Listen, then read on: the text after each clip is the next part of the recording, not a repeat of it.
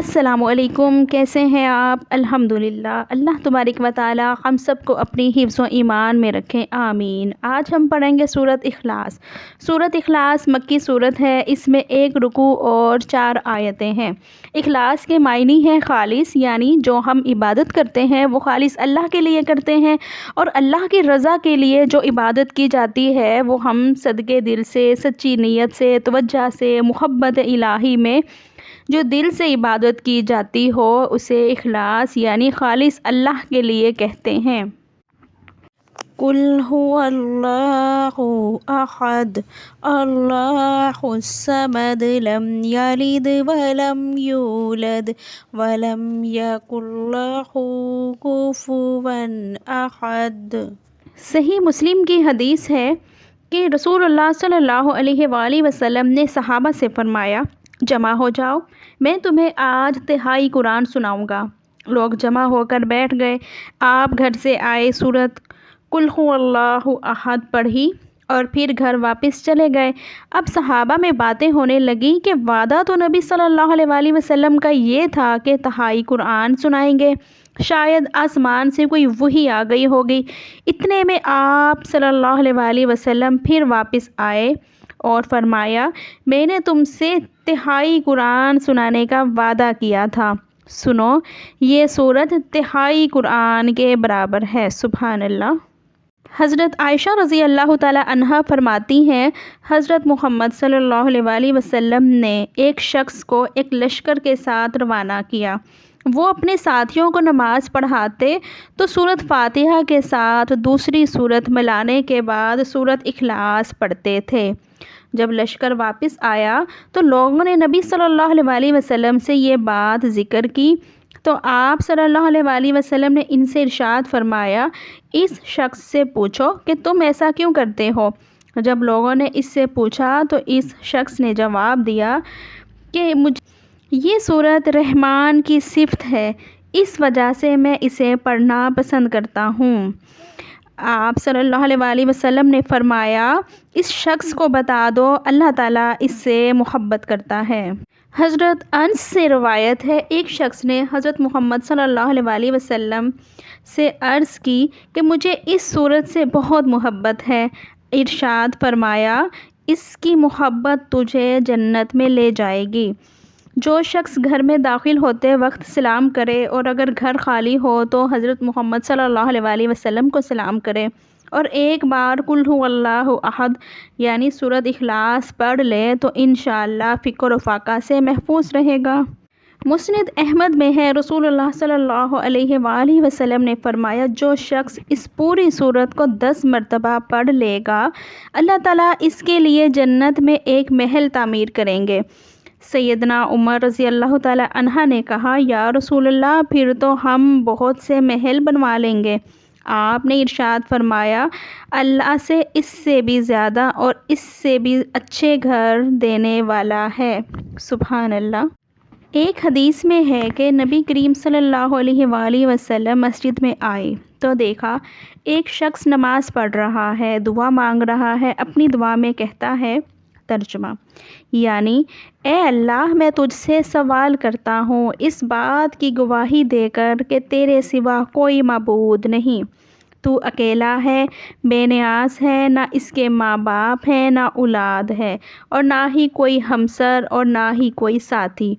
اور آپ صلی اللہ علیہ وآلہ وسلم یہ سن کر فرمانے لگے کہ اللہ تعالیٰ کی قسم جس کے ہاتھ میں میری جان ہے، اس نے اسم عظیم کے ساتھ دعا مانگی ہے، اللہ تعالیٰ کے اس بڑے نام کے ساتھ کہ جب کبھی اس نام کے ساتھ سوال کیا جائے تو عطا ہو جاتا ہے، اور جب کبھی اس نام کے ساتھ دعا کی جائے تو وہ قبول ہو جاتی ہے، سبحان اللہ۔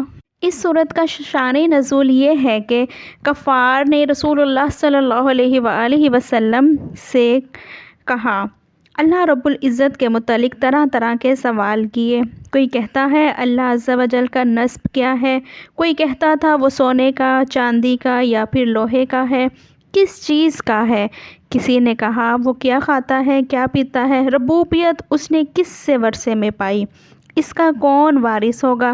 ان کے جواب میں اللہ تعالیٰ نے یہ صورت نازل فرمائی اور اپنی ذات صفات کا بیان فرما کر معرفت کی راہ واضح کی اور جاہلانہ خیالات کی تاریکیوں کو جن میں وہ لوگ گرفتار تھے اپنی ذات صفات کے انوار کے بیان سے محو کر دیا۔ قل هو اللہ احد، کہہ دیجئے کہ وہ اللہ ایک ہے۔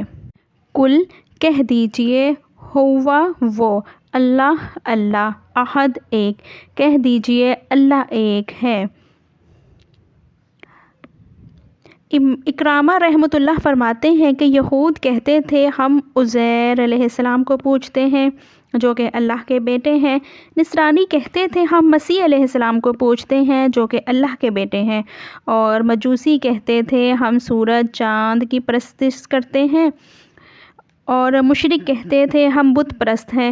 اللہ تعالیٰ نے یہ صورت اتاری کہ اے نبی تم کہہ دو کہ ہمارا معبود تو اللہ تعالیٰ ہے جو واحد ہے، احد ہے، اس جیسا کوئی نہیں، جس کا کوئی وزیر نہیں، جس کا کوئی شریک نہیں، جس کا کوئی ہمسر نہیں، جس کا کوئی ہم جنس نہیں، جس کے برابر کوئی نہیں، جس کے سوا کسی میں الوہیت نہیں۔ اس لفظ کا اطلاق صرف اس کی ذات پاک پر ہوتا ہے اور وہ اپنی صفتوں میں اور اپنی حکمت بھرے کاموں میں یکتا اور بے نظیر ہوتا ہے۔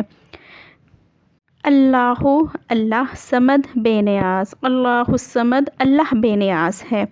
صمد یعنی ساری مخلوق اس کی محتاج ہے اور وہ سب سے بے نیاز ہے۔ ابن عباس رضی اللہ تعالی عنہ سے مروی ہے کہ صمد وہ ہے جو اپنی سرداری میں، اپنی شرافت میں، اپنی بندگی میں اور عظمت میں، اپنے علم و علم میں، اپنی حکمت تدبر میں سب سے بڑا ہوا ہو۔ یعنی ساری مخلوق اس کی محتاج ہے اور وہ سب سے بے نیاز ہے۔